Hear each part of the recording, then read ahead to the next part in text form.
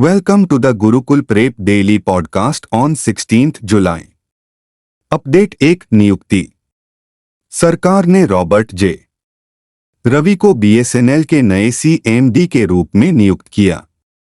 सरकार ने दूरसंचार विभाग के वरिष्ठ अधिकारी रॉबर्ट जे. रवि को भारत संचार निगम लिमिटेड बीएसएनएल के अध्यक्ष और प्रबंध निदेशक सीएमडी के रूप में अतिरिक्त जिम्मेदारियों को संभालने के लिए नियुक्त किया है। सरकार ने पीके पुरवार का कार्यकाल न बढ़ाने का फैसला किया है। पुरवार ने जुलाई 2019 में 5 साल के लिए बीएसएनएल के सीएमडी का प्रभार संभाला था और उन्होंने विस्तार के लिए आवेदन किया था। रवि ए. रॉबर्ट जेरार्ड वर्तमान में में उप महानिदेशक श्री के रूप में सेवारत एमटीएनएल के सीएमडी और बीबीएनएल के सीएमडी हैं। बीएसएनएल सीएमडी के रूप में नियुक्ति का यह अतिरिक्त प्रभार 15 जुलाई 2024 से 14 जनवरी 2025 तक प्रभावी रहेगा। Update 2 banking. Jio financial services को मिली कोर इन्वेस्टमेंट कंपनी बनने के लिए आरबीआई की मंजूरी। जियो फाइनेंशियल सर्विसेज ने एक स्टॉक एक्सचेंज फाइलिंग में कहा कि इसने एक गैर बैंक वित्तीय कंपनी से कोर निवेश कंपनी सीआईसी में बदलने के लिए भारतीय रिजर्व बैंक की मंजूरी प्राप्त की है। नवंबर में रिलायंस इंडस्ट्रीज लिमिटेड आरआईएल की वित्तीय सेवा शाखा जियो फाइनेंशियल ने सीआईसी बनने के लिए आवेदन किया था, जब बैंकिंग नियामक ने आरआईएल से अलग होने और इसके शेयर होल्डिंग पैटर्न में बदलाव के बाद रूपांतरण का निर्देश दिया था। इस बदलाव के साथ जियो फाइनेंशियल सर्विसेज सीआईसी के तहत उधार, परिसंपत्ति प्रबंधन, बीमा और अन्य माध्यमों से लेकर अलग अलग इकाइयों में अपने विविध व्यावसायिक कार्यक्षेत्रों को सुव्यवस्थित कर सकती है। अपडेट 3 विविध। हमारा संविधान हमारा सम्मान का दूसरा क्षेत्रीय आयोजन प्रयागराज, उत्तर प्रदेश में आयोजित किया जाएगा। साल भर चलने वाले समारोह का दूसरा क्षेत्रीय कार्यक्रम हमारा संविधान हमारा सम्मान अभियान का आयोजन न्याय विभाग, कानून और न्याय मंत्रालय, भारत सरकार द्वारा कार्यान्वित केंद्रीय क्षेत्र की योजना न्याय तक समग्र पहुंच के लिए अभिनव समाधान तैयार करना दिशा के तत्वावधान में किया जा रहा है। यह कार्यक्रम 16 जुलाई 2024 को प्रयागराज के Allahabad medical association convention centre में भारतीय संविधान और भारत को एक गणतंत्र के रूप में अपनाने की 75वीं वर्षगांठ के उपलक्ष्य में होने वाला है। अपडेट 4 योजनाएं और समितियां। सरकार स्टार्टअप और ग्रामीण उद्यमों के लिए कृषि कोष लॉन्च करेगी। सरकार क्षेत्र विशिष्ट क्षेत्र के लिए कार्य करने और ऋण वैकल्पिक निवेश कोष एआईएफ में निवेश के साथ साथ कृषि और संबद्ध क्षेत्रों में काम करने वाले स्टार्टअप को प्रत्यक्ष इक्विटी समर्थन के माध्यम से स्टार्टअप और कृषि उद्यमियों का समर्थन करने के लिए स्टार्टअप और ग्रामीण उद्यमों के लिए कृषि कोष एग्रीश्योर लॉन्च करने के लिए तैयार है। इस पहल का उद्देश्य 750 करोड़ रुपए की श्रेणी वैकल्पिक निवेश कोष एआईएफ की स्थापना के माध्यम से भारत के कृषि क्षेत्र में नवाचार और स्थिरता को बढ़ावा देना है। फंड इक्विटी और ऋण समर्थन दोनों की पेशकश करेगा, विशेष रूप से कृषि मूल्य श्रृंखला में उच्च जोखिम, उच्च प्रभाव वाली गतिविधियों को लक्षित करेगा। अपडेट 5 निधन। वरिष्ठ ट्रेनर एस.के. सुंदर जी का निधन। वरिष्ठ ट्रेनर शेराज के. सुंदर जी का कैंसर से एक साहसी लड़ाई के बाद निधन हो गया। वह 64 साल के थे और उन्होंने हाल ही में अपने ट्रेनर का लाइसेंस सरेंडर किया था। सुंदर जी ने 1985 में अपने उल्लेखनीय घोड़े के प्रशिक्षण करियर की शुरुआत की। लगभग 4 दशकों में उन्होंने 1000 से अधिक विजेताओं को प्रशिक्षित किया। उनके सबसे प्रिय सपनों में से एक प्रतिष्ठित भारतीय डर्बी जीतना था, एक लक्ष्य जिसे उन्होंने 2018 में अपने वार्ड रोचेस्टर के साथ हासिल किया था।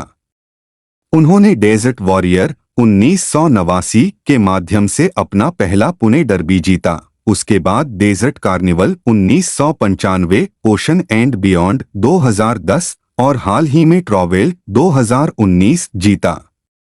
अपडेट 6 रैंक और रिपोर्ट। भारत की जनसंख्या घटने से पहले 2060 तक 1.7 अरब हो जाएगी, संयुक्त राष्ट्र रिपोर्ट। संयुक्त राष्ट्र ने कहा है कि भारत की जनसंख्या 2060 की शुरुआत में 1.7 अरब पहुंच सकती है और उसके बाद 12% घट जाएगी, लेकिन भारत पूरी सदी में दुनिया की सबसे अधिक आबादी वाला देश बना रहेगा। वर्ल्ड पॉपुलेशन प्रॉस्पेक्ट्स 2024 रिपोर्ट में कहा गया है कि आने वाले 50 से 60 वर्षों में दुनिया की आबादी बढ़ने की उम्मीद है, जो 2080 के दशक के मध्य में लगभग 10.3 अरब लोगों के शिखर पर पहुंच जाएगी, जो 2024 में 8.2 अरब थी। चरम पर पहुंचने के बाद वैश्विक आबादी धीरे धीरे घटने लगेगी, सदी के अंत तक 10.2 बिलियन लोगों तक गिर जाएगी। अपडेट 7 खेल। स्पेन ने इंग्लैंड पर नाटकीय जीत के साथ यूरो 2024 का खिताब जीता। स्पेन ने नाटकीय फाइनल में इंग्लैंड पर 2-1 से जीत के साथ अपना चौथा यूरोपीय चैंपियनशिप खिताब जीता। मिकेल ओयारज़ाबल ने 87वें मिनट में मार्क कुकुरेला की सहायता से गोल करके जीत सुनिश्चित की तथा कोल पामर के 73वें मिनट में बराबरी के गोल के बाद अतिरिक्त समय लेने की इंग्लैंड की उम्मीदों पर पानी फेर दिया। स्पेन के लिए निको विलियम्स ने 47वें मिनट में 17 वर्षीय लेमिन यामल की मदद से गोल किया। बर्लिन के ओलंपिया स्टेडियम में हुए मैच में प्रिंस विलियम और स्पेन के किंग फिलिप जैसे उल्लेखनीय लोग शामिल हुए, जो इसके ऐतिहासिक महत्व को रेखांकित करते हैं। स्पेन के भावनात्मक उत्सव ने उनके प्रशंसकों के साथ उनकी खुशी की जीत और एकजुट भावना को उजागर किया। अपडेट 8 खेल। 2024 वर्ल्ड चैंपियनशिप ऑफ लीजेंड्स में इंडिया चैंपियंस की जीत। इंडिया चैंपियंस बर्मिंघम में आयोजित 2024 वर्ल्ड चैंपियनशिप ऑफ लीजेंड्स के फाइनल में पाकिस्तान चैंपियंस पर 5 विकेट से विजयी हुए। युवराज सिंह की अगुवाई में भारत ने 157 रन के लक्ष्य को 19 ओवर में सफलतापूर्वक हासिल कर लिया। अंबाती रायडू ने तेज-तर्रार अर्धशतक के साथ मंच तैयार किया। इसके बाद यूसुफ पठान, गुरकीरत सिंह मान और खुद कप्तान ने महत्वपूर्ण योगदान दिया। पाकिस्तान ने पहले बल्लेबाजी करते हुए 6 विकेट पर 156 रन बनाए। अनुरीत सिंह के 3 विकेट की अगुवाई में भारतीय गेंदबाजों ने पाकिस्तान के रन प्रवाह को प्रभावी ढंग से प्रतिबंधित कर दिया। अपडेट 9 राज्य। मुख्यमंत्री माणिक साहा ने अगरतला में खारची पूजा समारोह में भाग लिया। त्रिपुरा के मुख्यमंत्री माणिक साहा ने नई पीढ़ी को खारची पूजा की ऐतिहासिक पृष्ठभूमि और 14 देवताओं के बारे में शिक्षित करने के महत्व पर जोर दिया है। साहा ने खायरपुर के पुराने अगरतला में चतुर्दश देवता मंदिर में 7 दिवसीय पारंपरिक खारची पूजा और उत्सव का उद्घाटन करते हुए यह बात कही।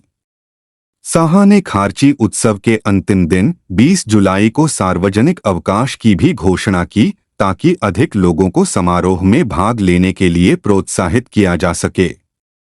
मुख्यमंत्री ने राष्ट्र के लोगों के बीच एकता और भाईचारे के बंधन को मजबूत करने में ऐसे मेलों और सांस्कृतिक परंपराओं के महत्व पर भी प्रकाश डाला। अपडेट 10 राज्य। प्रधानमंत्री नरेंद्र मोदी ने मुंबई में इंस टावर का उद्घाटन किया। प्रधानमंत्री नरेंद्र मोदी ने मुंबई में नए इंडियन न्यूज़पेपर सोसाइटी सचिवालय इंस टावर्स का उद्घाटन किया। उन्होंने शहर में 29,400 करोड़ रुपए से अधिक की विभिन्न परियोजनाओं का शुभारंभ और शिलान्यास भी किया। गोरेगांव के नेस्को एग्जीबिशन सेंटर में पीएम मोदी को मुख्यमंत्री एकनाथ शिंदे, उप मुख्यमंत्री देवेंद्र फडणवीस और अजीत पवार ने सम्मानित किया। लोकसभा चुनाव में राष्ट्रीय जनतांत्रिक गठबंधन राजग की जीत के बाद 9 जून को लगातार तीसरी बार प्रधानमंत्री पद की शपथ लेने के बाद नरेंद्र मोदी का यह पहला मुंबई दौरा है। प्रधानमंत्री ने Goregaon Mulund link road GMLR परियोजना में 6,300 करोड़ रुपए से अधिक की सुरंग के काम की आधारशिला रखी।